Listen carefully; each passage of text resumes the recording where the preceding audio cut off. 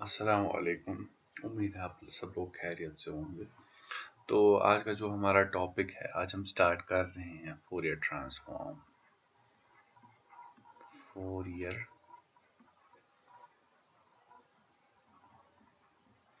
Fourier series हमने पढ़ा था। जब मैंने अब फोरियर सीरीज स्टार्ट किया था, मैंने आप लोगों को बोला था फोरियर सीरीज किस लिए यूज होता है। It's use for the analysis of frequency analysis of the periodic signals. तो पीरियोडिक सारी मैंने कहा था सारी पीरियोडिक सिग्नल्स का फोरियर सीरीज एग्जिस्ट नहीं करता, सिर्फ उन्हीं का एग्जिस्ट करता है जो डिरिचलेट कंडीशंस को फॉलो करती है। अब जो फोरियर ट्रांसफॉर्म है, it's also used for the same thing. तो फोरियर ट्रांसफॉर्म एफ टी लिखते हैं। F T is a mathematical tool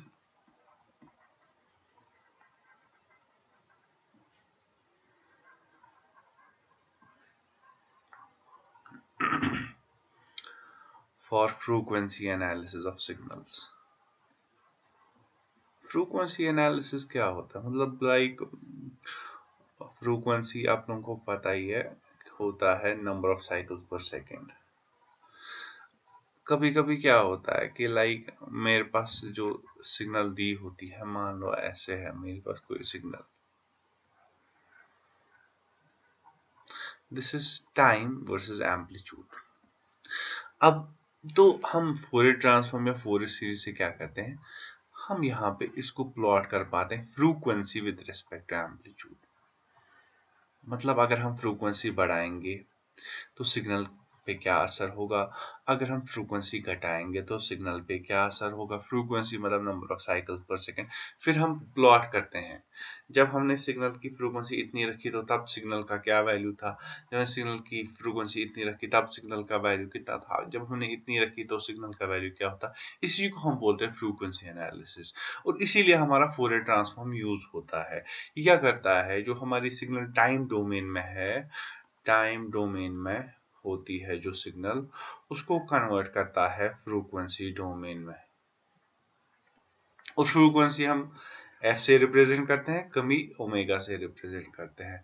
omega को बोलते हैं एंगुलर फ्रीक्वेंसी, एंगुलर फ्रीक्वेंसी को number of radians per second, और frequency is simple number of hertz, ये hertz से यूनिट है इसका।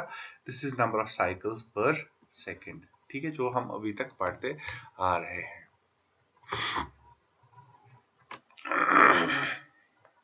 उसके बाद आगे हमें जो हमारा ये है, उसके बाद हमें लैपलेस ट्रांसफॉर्म पढ़ना है। इस चैप्टर के बाद जो लैपलेस ट्रांसफॉर्म है, उसका काम क्या है, उसका काम होता है analysis of systems and circuits.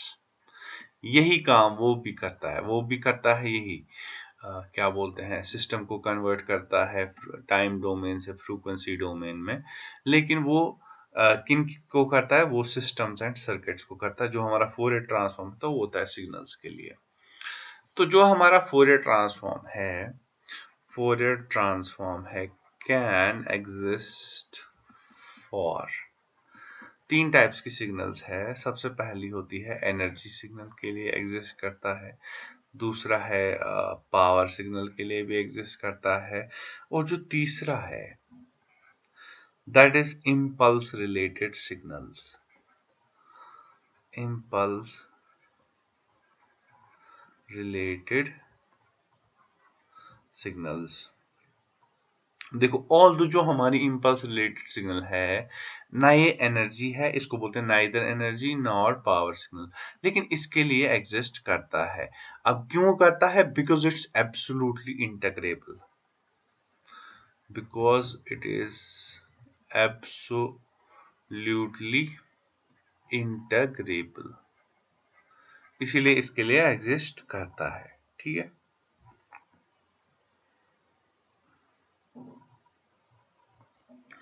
और जो हमारा ये होता है क्या बोलते हैं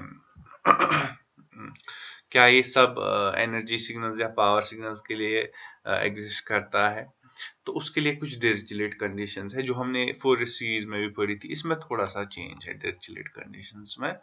तो जो हमारी, अब सीधे चलते हैं फॉर्मूला में। सबसे पहले रिप्रेजेंटेशन कैसे करते हैं।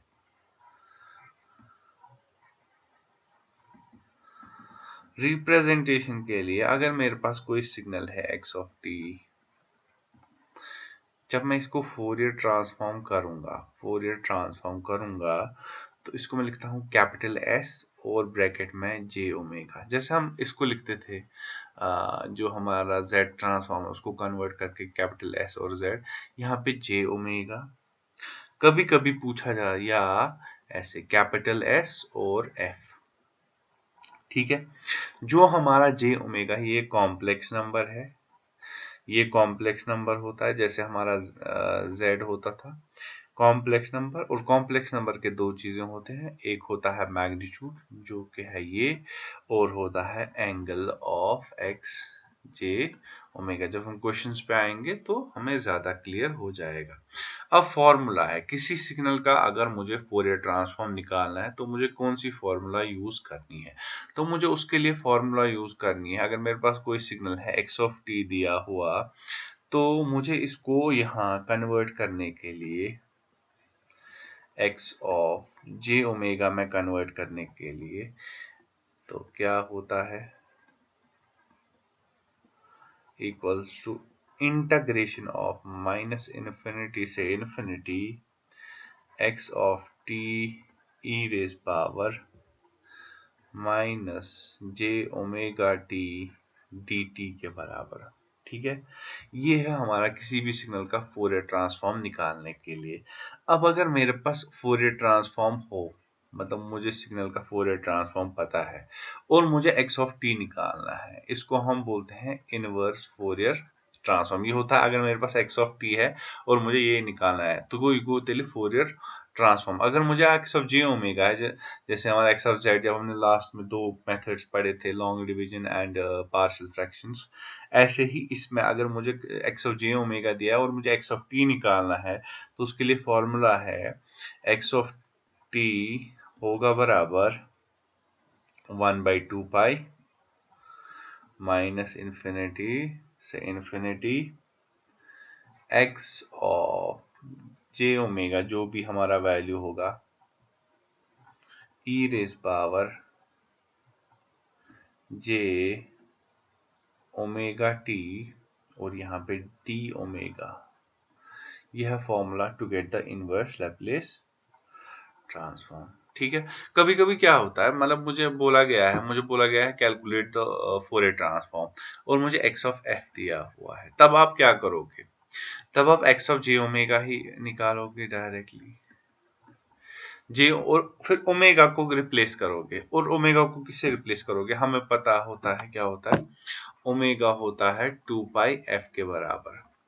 तो ओमेगा जहां जहां पे भी उसको लिखेंगे ओमेगा, सॉरी जहां जहां पे ये है ओमेगा उसको लिखेंगे 2 पाई f, बस हो जाएगा सॉल्व। तो हमें x ऑफ f मिल जाएगा। अगर कहीं पे x ऑफ f दिया हुआ है और मुझे पूछ रहा है x ऑफ j ओमेगा, तो हम क्या करेंगे, जहां जहां पे f है वहां इसको रिप्लेस करेंगे बाई किससे, जब हम ऐसे लिखते हैं omega is equal to,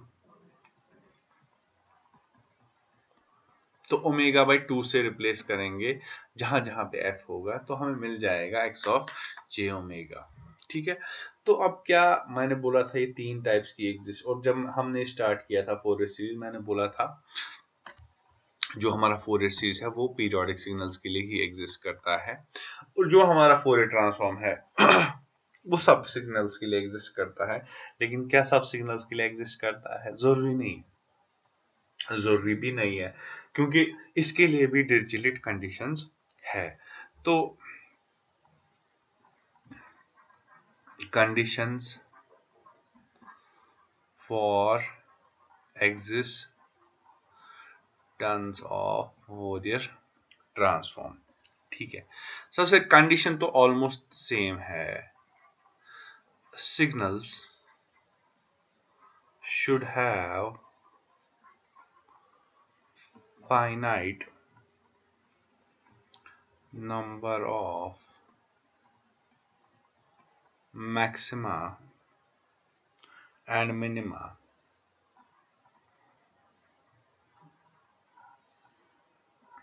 over any finite time interval. Over any finite time interval. उसमें भी सेम, अब आप मैं समझाऊंगा नहीं finite number of maxima and minima क्या है, क्योंकि अगर आपको समझना है तो आप वो फोरियर जो हमारा फोरियर सीरीज का है उसको दूसरा लेक्चर देख लीजिए।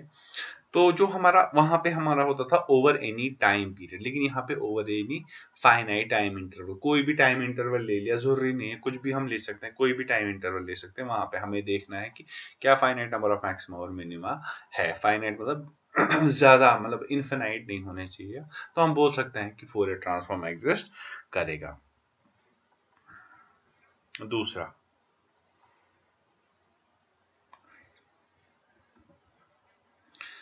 signals should have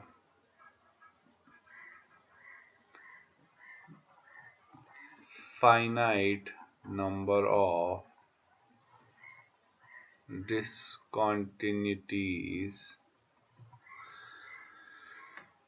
Signal should have finite number of discontinuities over any finite time interval. कोई टाइम इंटरवल ले लिया, कोई भी टाइम इंटरवल ले लिया, उसमें देखा कि क्या फाइनाइट नंबर ऑफ डिसकंटिन्यूटीज है। अगर ज्यादा डिसकंटिन्यूटीज है जो हम गिन नहीं पाएंगे तो हम बोलेंगे उसके लिए फोरियर ट्रांसफॉर्म एग्जिस्ट नहीं करेगा। Third and important point, that is signals should be absolutely integrable. Signals should be absolutely integrable. आप लोगों को पता ही है इंटीग्रेबल क्या मतलब होता है, मगर अगर मैं माइनस इन्फिनिटी से इन्फिनिटी तक अगर मेरी सिग्नल एक्स ऑफ टी है, उसको अगर मैं ये करता हूँ इंटीग्रेशन डी टी, तो वह लेस देन इन्फिनिटी आना चाहिए। ठीक है, तो ये है हमारी तीन कंडीशंस।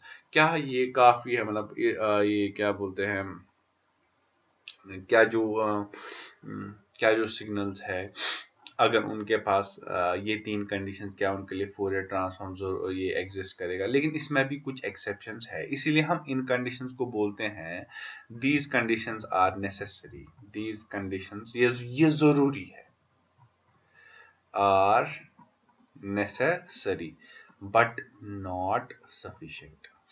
काफी नहीं है, क्योंकि कल मैं पहला ही एक्सेप्शन आप लोगों को बताऊंगा कि इसमें सबसे पहला एक्सेप्शन इंशाल्लाह जब हम क्वेश्चंस पे आएंगे, आज आप फॉर्मूलाज को मेमोराइज करेंगे और देखेंगे किस लिए क्या यूज होता है।